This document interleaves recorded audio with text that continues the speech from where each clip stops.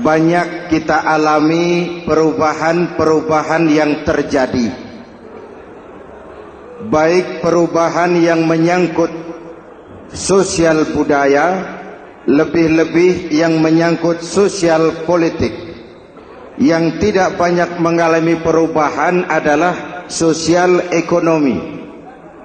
Bahkan angka kemiskinan kita naik menjadi 3/5 dari total penduduk kita hidup di bawah garis kemiskinan, dan 20% diantaranya miskin mutlak.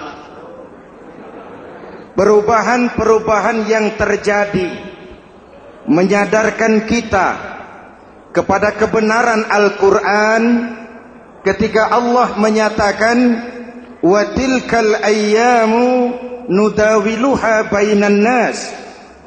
Hari itu kami putar di antara manusia. Ada saat datang, ada waktu pergi. Ada hari lahir, ada saat kembali. Ada waktu dilantik, ada saat menyerahkan jabatan. Hari kami putar di antara manusia dan hidup cuma sekadar menunggu giliran.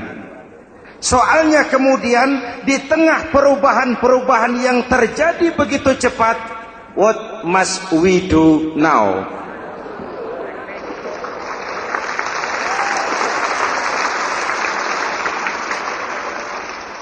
Saya juga nggak ngerti itu. Yang penting kan penampilan.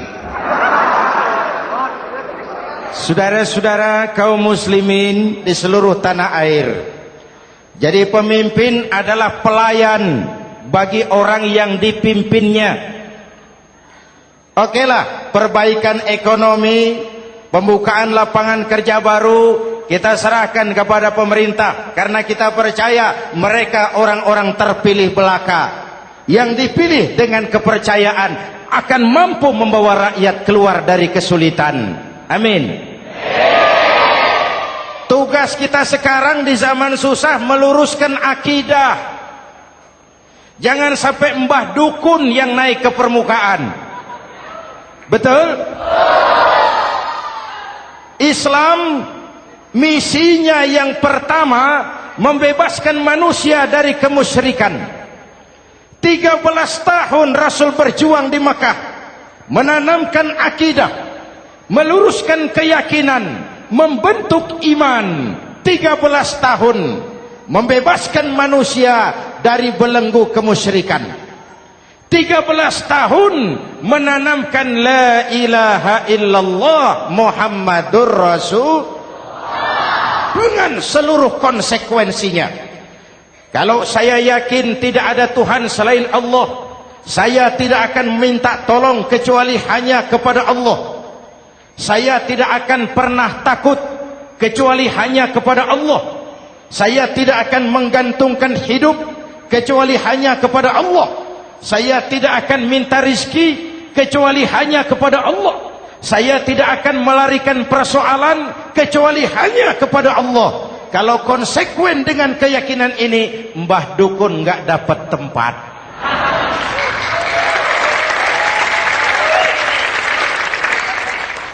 Akur? Ayo lihat secara sederhana. Saya sandaran di tiang. Tiangnya ambruk, sayanya jatuh. Saya sandaran di tembok. Temboknya runtuh, saya juga runtuh. Saya sandaran kepada orang kaya, dia jatuh miskin, saya bangkrut. Saya sandaran kepada jenderal, dia pensiun, saya selesai. Tapi kalau saya sandaran hanya kepada Allah, Allah tidak akan pernah miskin, Allah tidak akan pernah lumpuh, Allah tidak akan pernah terpuruk, dan Allah tidak akan pernah berkurang kekuasaannya.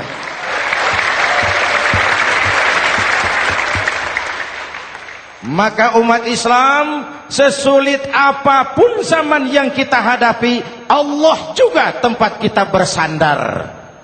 Jelas? Selama ini kita iman dalam ucapan tapi sekuler dalam perbuatan. Di masjid ada Allah, di kantor Allah tidak ada, maka korupsi merajalela.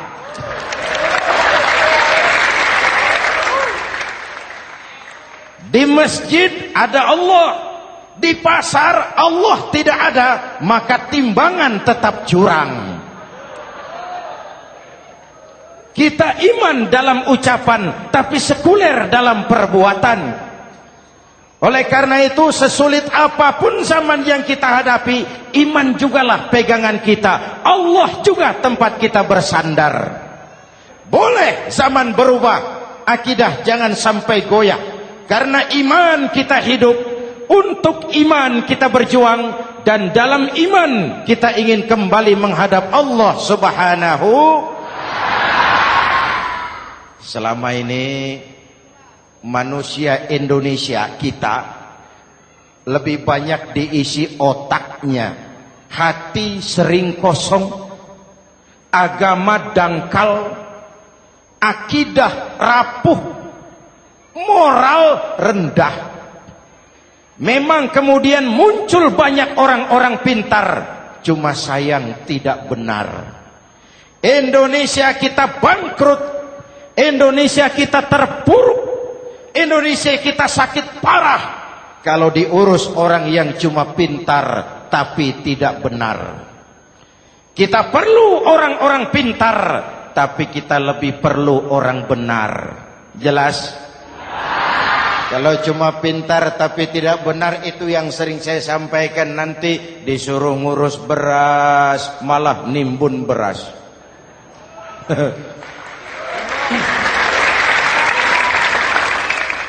Disuruh ngurus laut malah jadi bajak laut.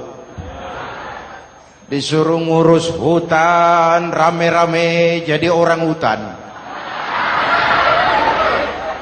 Jutaan hektar hutan Indonesia kita ini merupakan kekayaan sumber daya alam kita yang harus digunakan bagi sebesar-besar kemaslahatan rakyat. Yang disuruh ngurus hukum malah bikin hukum seperti pisau, tajam ke bawah, tumpul ke atas. Jangan heran lalu di masyarakat muncul street justice, pengadilan jalanan, sebagai refleksi dari ketidakpuasan melihat sikap hukum yang sangat berpihak. Kalau yang kecil salah, hukum cepat-cepat ditegakkan.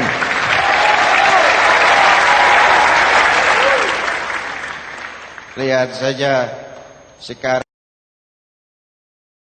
sekarang ini kalau orang terkenal banyak uang punya masalah, antri yang bela.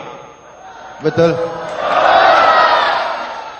Tapi saudara lihat si Marsinah di Jawa Timur, si Sengkon dan Karta di Jawa Barat, si Udin Bernas wartawan Jogja terseok-seok mencari keadilan, sampai hari ini urusannya masih remeng-remeng. Kenapa bisa begitu? Jawabannya sederhana, tidak ada fulus. Ada fulus mulus, tidak ada fulus manfus. Betul? Jangan sampai para penegak hukum kita terjebak pada lagu baru, maju tak gentar membela yang bayar. Biar bertentangan dengan nurani, biar bertentangan dengan public opini, biar bertentangan dengan rasa keadilan. Siapa yang bayar, itulah majikan. Mau benar atau salah, belain terus. Kalau seperti inilah hukum kita, mafioso keadilan akan tetap gentayangan. Hadirin yang saya hormati, 13 tahun beliau berjuang di Mekah, meluruskan keyakinan, memantapkan akidah, meneguhkan iman. Dari situ segalanya dimulai, dan ke situ segalanya akan menuju. Intan paling mahal, mutiara paling berharga, tidak lain adalah nilai-nilai keimanan. Kalau itu sudah tergadai, apalagi yang bisa kita banggakan dalam kehidupan ini.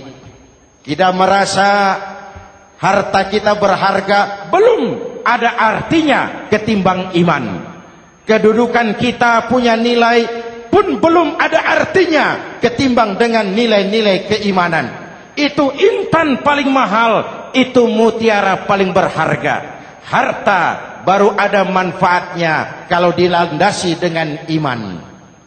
Jabatan dan kedudukan baru terasa gunanya kalau dilandasi dengan keimanan.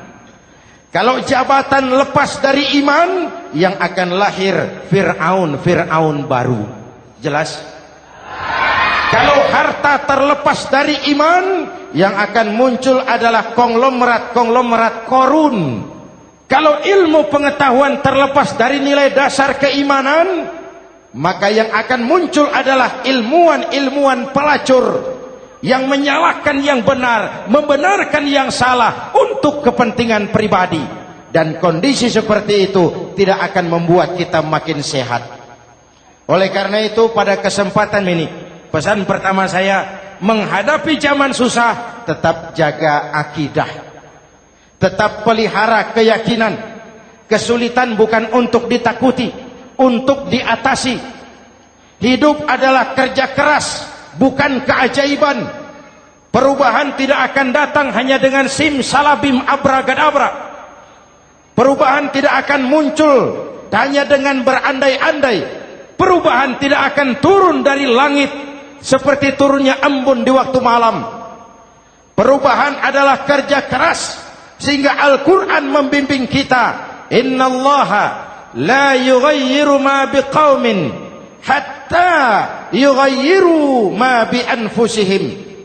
Allah tidak akan mengubah keadaan suatu bangsa kalau mereka tidak mau mengubah apa yang ada di dalam diri mereka. Yang ada di dalam diri itu rule of thinking, state of mind, cara kita berpikir, cara kita memandang kehidupan, cara kita mengatasi persoalan.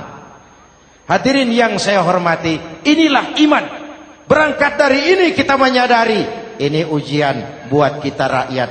Dan kita rakyat Indonesia ini kalau sama susah sih sudah kenyang. Ya Pak? Ya Pak? Kita ini sebagai bangsa mengalami apa yang disebut oleh Bung Karno up and down. Naik, turun, timbul, tenggelam, pasang, surut. 350 tahun dijajah oleh Belanda, kita susah. Berangkat Belanda masuk Jepang, susah lagi. Pergi Jepang, datang nikah, susah lagi. Lalu kita merdeka, dirongrong oleh berbagai pemberontakan, susah lagi. Makan bulgur, antri minyak. Lalu PKI berontak, susah lagi. Muncul orde baru, lama-lama susah lagi. Orde baru selesai, naik reformasi, mulai repot nasi, susah lagi.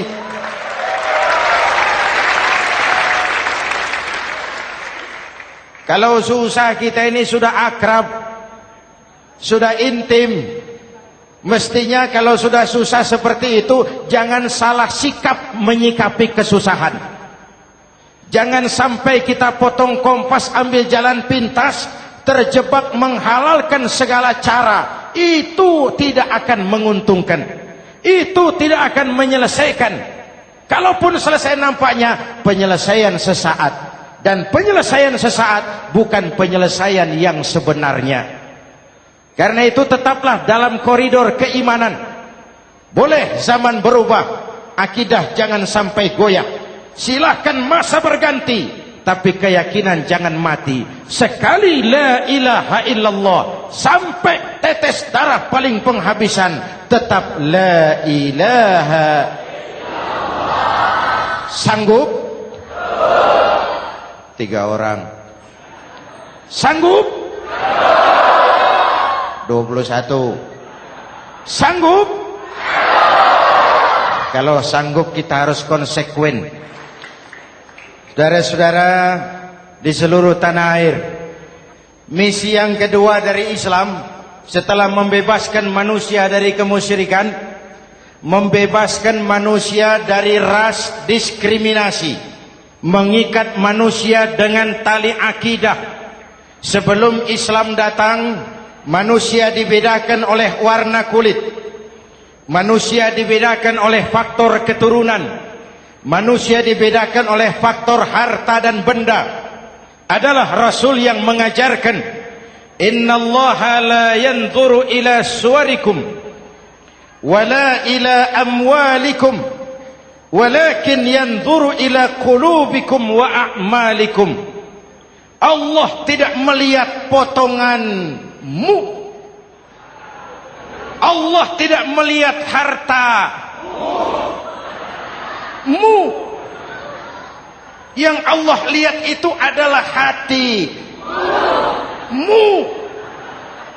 dan amal perbuatanmu.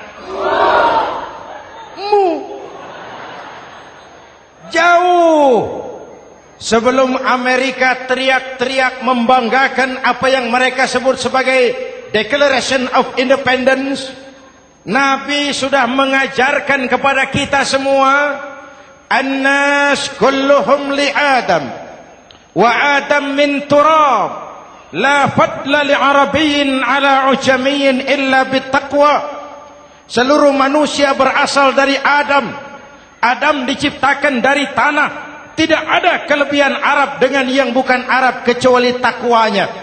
Jauh sebelum Amerika mencanangkan bahwa semua manusia dilahirkan sama, that all men are created equal. Jauh sebelum itu Islam sudah membebaskan manusia dari ras diskriminasi. Apa dalam konteks kekinian? Menghadapi zaman susah tetap jaga kerukunan.